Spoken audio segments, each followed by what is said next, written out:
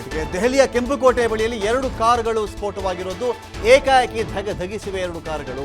ಸ್ಫೋಟದ ಸ್ಥಳಕ್ಕೆ ದೌಡಾಯಿಸಿದ್ದಾರೆ ಪೊಲೀಸರು. ತೀರಾ ನಿನ್ನೆ ಮೊನ್ನೆ ಅಷ್ಟೇ ಒಂದು ನ್ಯೂಸ್ ನಾವು ಗಮನಿಸ್ತಾ ಇದ್ವಿ. ಸುಮಾರು 360 kgಯಷ್ಟು RDX ಅನ್ನು ವಶಪಡಿಸಿಕೊಳ್ಳಲಾಗಿದೆ ಅಂತ ಹೇಳಿ ದೊಡ್ಡ ಸ್ಫೋಟಕ್ಕೆ ಇವರು ಸಂಚು ಮಾಡ್ತಾ ಇದ್ದಾರೆ. ಬಿಹಾರದಲ್ಲಿ 11ನೇ ತಾರೀಕು ಒಂದೊಂದು ಕಡೆ 2ನೇ ಹಂತದ ಮತದಾನ ಇದೆ.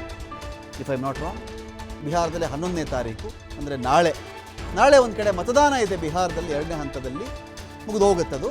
ನಾಳೆ ಮತದಾನಕ್ಕಿಂತ ಮುಂಚಿತವಾಗಿ ಇಲ್ಲಿ ಬ್ಲಾಸ್ಟ್ ಆಗಿರೋದು.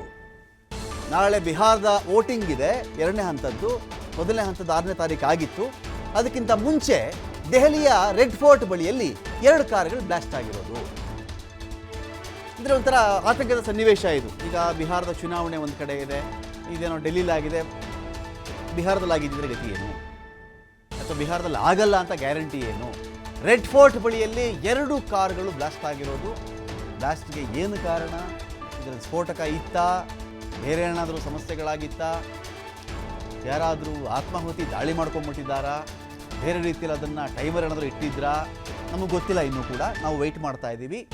ಬಿಹಾರದಲ್ಲಿ 11ನೇ ತಾರೀಕು ವೋಟಿಂಗ್ ಇದೆ 2ನೇ ಹಂತದ್ದು. ಆ ಮತದಾನಕ್ಕಿಂತ ಮುಂಚಿತವಾಗಿ ದೆಹಲಿಯಲ್ಲಿ 2 ಕಾರುಗಳು ಬ್ಲಾಸ್ಟ್ ಆಗಿದೆ ಕೆಂಪುಕೋಟೆ ಬಳಿಯಲ್ಲಿ. ದೆಹಲಿ ವಾಯುಮಾಲಿನ್ಯ ಇರೋದು ಸಾಲದು, ಈಗಿರೋ ಸಾಲದು ಅಂತೇಳಿ ಜನ ಉಸಿರಾಡಕ್ಕೆ ಕಷ್ಟಪಡ್ತಾ ಇದ್ದಾರೆ. ಅದೇ ದೆಹಲಿಯಲ್ಲಿ ಇನ್ನೂ 2 ಬ್ಲಾಸ್ಟ್ಗಳು ಇವತ್ತಾಗಿರೋದು. ಇಡೀ ಭಾರತವನ್ನು ಬೆಚ್ಚಿ ಬೀಳಿಸಿದೆ.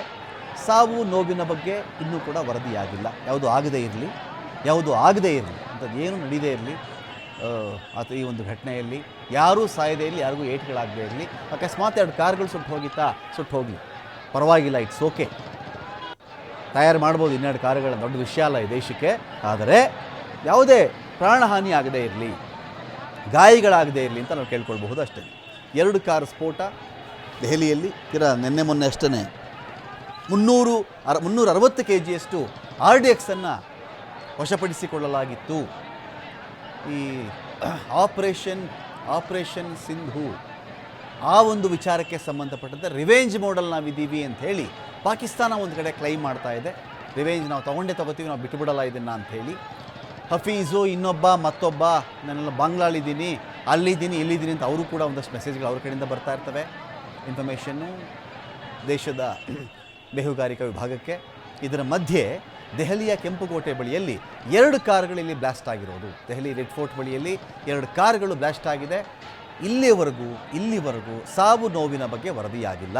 ಬ್ಲಾಸ್ಟ್ಗೆ ಕಾರಣ ಏನು ಅಂತ ಕೂಡ ಇದೀಗ ಗೊತ್ತಾಗ್ತಾ ಇಲ್ಲ. ಸ್ಥಳಕ್ಕೆ ಪೊಲೀಸರು ದೌಡಾಯಿಸಿದ್ದಾರೆ. ಒಂದು ಕಡೆ ರೆಡ್ ಫೋರ್ಟ್ ಬಳಿಯಲ್ಲಿ 2 ಕಾರು ಇಲ್ಲಿ ಬ್ಲಾಸ್ಟ್ ಆಗಿರೋ ದೃಶ್ಯವನ್ನು ನೀವು ಇದೀಗ ಇಲ್ಲಿ ನೋಡ್ತಾ ಇದ್ದೀರಾ. ಸುಮಾರು ಜನ ಅಲ್ಲಿ ಇದ್ದಾರೆ, ಸುಮಾರು ಜನ ಅಲ್ಲಿಗೆ ಬಂದಿದ್ದಾರೆ.